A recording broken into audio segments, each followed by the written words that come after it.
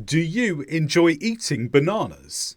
Perhaps you're thinking yes, but yes is a fairly basic way of answering.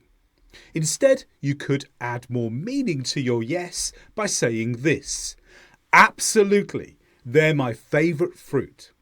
Absolutely means yes, but adds certainty. When you respond with absolutely, it's giving more confidence and strength to your answer than simply saying yes. And in this video, I'm going to go through 20 English words that if you use will mean that you can answer questions brilliantly. Not just yes or no, but adding something extra to your answers that will come across impressively and show that you have an advanced level of English.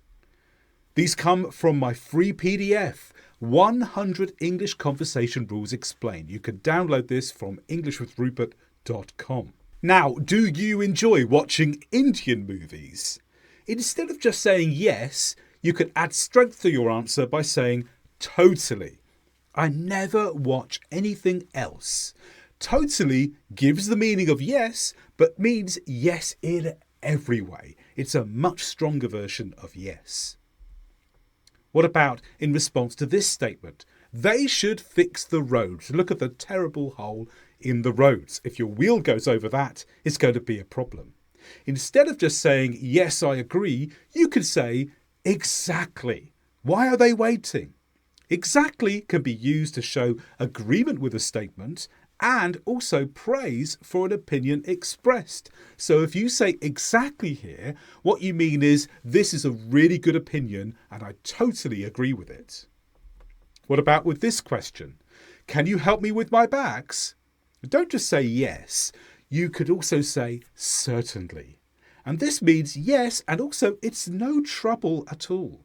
It's not a problem for you to ask in the slightest. It's a much more inviting, willing way of saying yes. Now, if someone asks you, have you visited the hills nearby? Instead of saying yes, you could say, oh, indeed, I go there all the time. Indeed doesn't just mean yes, but it shows strong agreement with the idea in the question.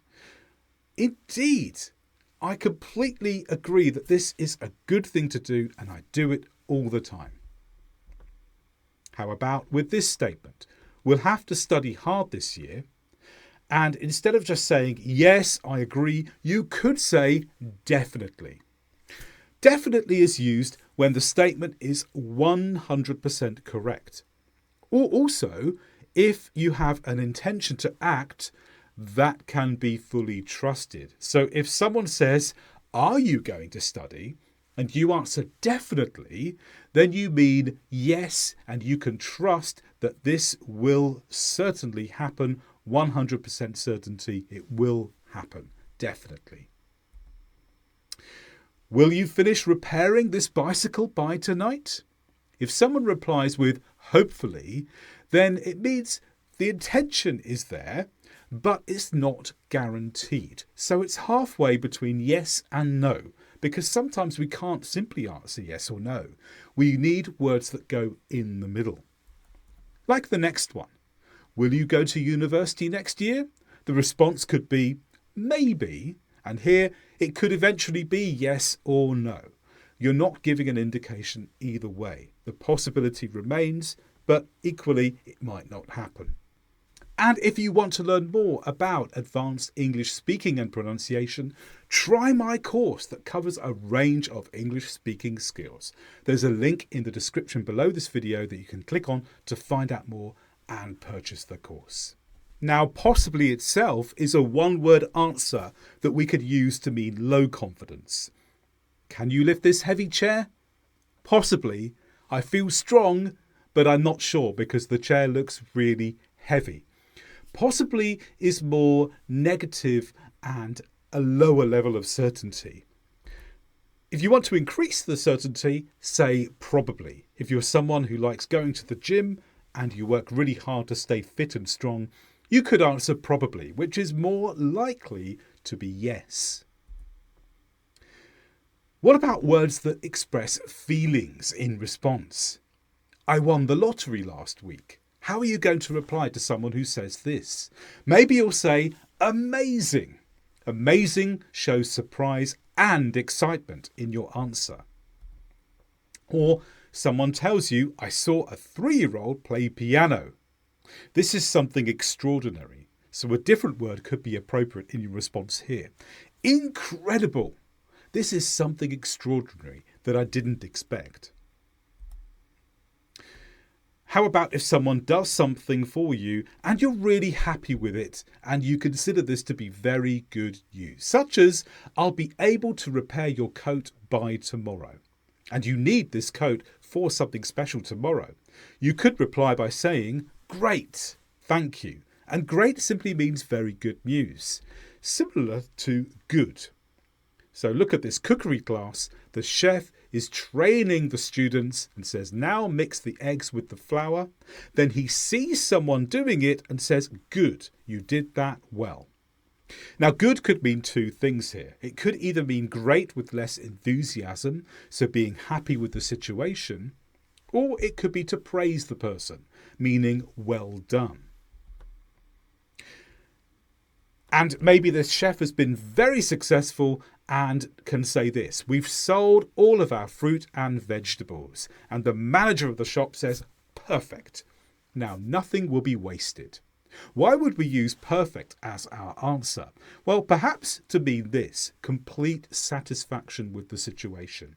If you are completely satisfied with something and you want to respond to someone, you could just simply use this one word, perfect, in your response. Everyone arrived for the plane on time. That's good news, isn't it? So you might respond like this. Excellent. We can check in now. We will use excellent to mean the same as perfect, but also to praise the quality of someone's actions. Maybe there's a group organizer who got everyone together. It was difficult to achieve, but she managed it and got everyone to the plane on time. And the response here is excellent to praise their actions. Another word is lovely, which means a delightful outcome. Perhaps the teacher is teaching some children and says, finally, draw some patterns on the front of the card. They wait a while and then Bethany has finished it. So the teacher says, lovely, you did a good job there, Bethany. What about some negative words you can use in response? These don't mean no, they mean something else. You're great at this card game, but this is the first time I've played the card game. The responder thinks, I can't believe it. So they say never. Never in this context means I can't believe this. Now, sometimes we also use never to mean at no time, but this is more like an exclamation. Never. I don't believe it. I think this would never happen. But in reality, I'm simply showing my high level of surprise. What about this one? No way. I was accepted by Oxford University, the most important university in the United Kingdom. No way. We'll say no way informally when we're saying, this is hard to believe, and I'm very positive about this. This is incredible good news that I would not have believed before. And sometimes people use stop, but not to mean end a process, because sometimes people say stop, meaning stop walking, stop driving, stop your movement ends. Not here. Here's a picture of Casablanca. Someone tells you a story about what happened when they were in Casablanca. So I walked through Casablanca and saw someone who looks just like you. And the response is, stop. And here what they really mean is, that's shocking. Stop because the story is too incredible. But they don't really mean end. They're just expressing their surprise at something shocking. And don't forget, there's a free download containing the lessons from this video and others in my PDF, 100 English Conversation Rules Explained. You can get a link to this free download from the description below this video.